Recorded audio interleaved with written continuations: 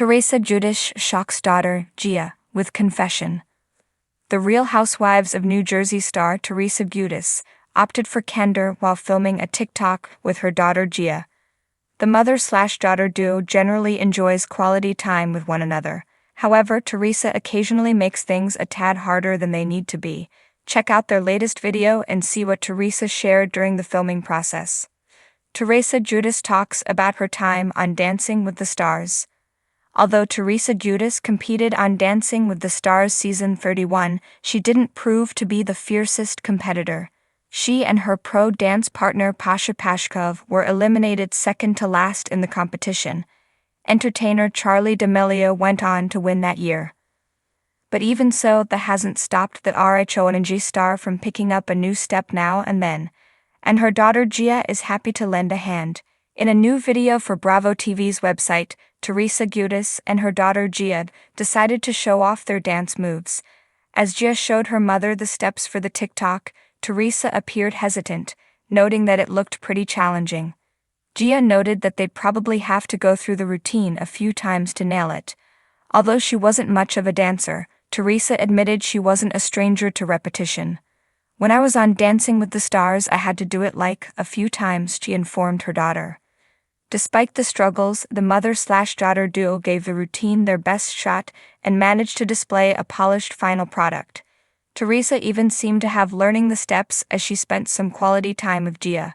So far, there have been many unknowns when it comes to the future of the Real Housewives of New Jersey. However, most Bravo fans can agree on one thing. Most would love to see Teresa Giudice back on their television screens. Amid the chaos and drama stemming from season 14, many fans speculated that Teresa and her family might receive their own spin-off. After all, she and Melissa Gorga absolutely refused to film together. However, Andy Cohen seemed to silence these rumors, noting that fans shouldn't believe anything they hear until he or Bravo makes an official announcement. Bravo has said nothing. No one has any information. There is no information, he firmly stated. Andy Cohen live regarding Teresa Giudice's future on the network and RHONG casting rumors. "I cannot stress this enough. Y'all are not going to hear anything for a while." It was supposed to be a peaceful Sunday at Teresa Giudice's Montville mansion, a rare, tranquil day away from the cameras, the chaos and the clinking of wine glasses. The scent of fresh basil lingered in the air as Gia Giudice stirred a pot of homemade marinara sauce, a family recipe passed down through generations of strong Italian women. The ambience was warm, comforting, nostalgic. But what Gia didn't expect was for that sauce to come with a side of scandal, hot, piping, and impossible to swallow. As Teresa padded into the kitchen barefoot, her long hair twisted in a loose bun and her manicured nails gleaming under the chandeliers, Gia noticed something was off. Her mother was fidgety, nervous. Like she had one too many espresso shots, or a secret that had finally reached its expiration date.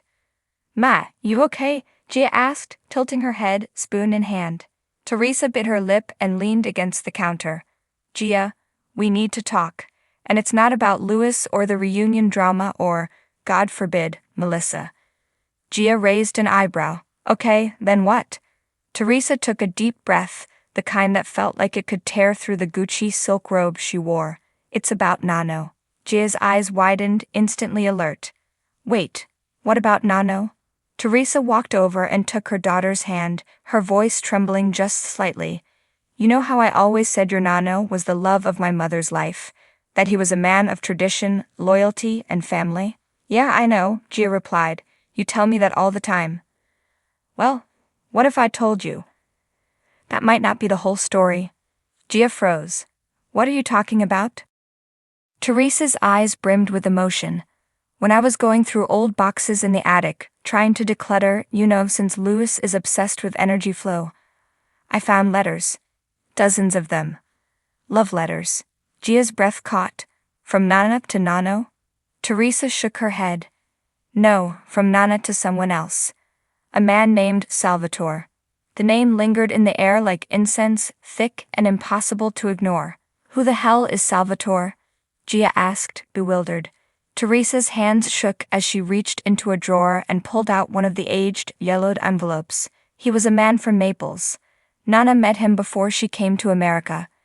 And these letters, Gia, they were passionate. She talked about dreams they had, children they wanted, a life they planned. One of the letters even said something that made my heart drop. Gia leaned forward, eyes wide. It said, "My little star will always have your eyes." Gia's heart raced. "Wait, are you saying you're not Nano's daughter?"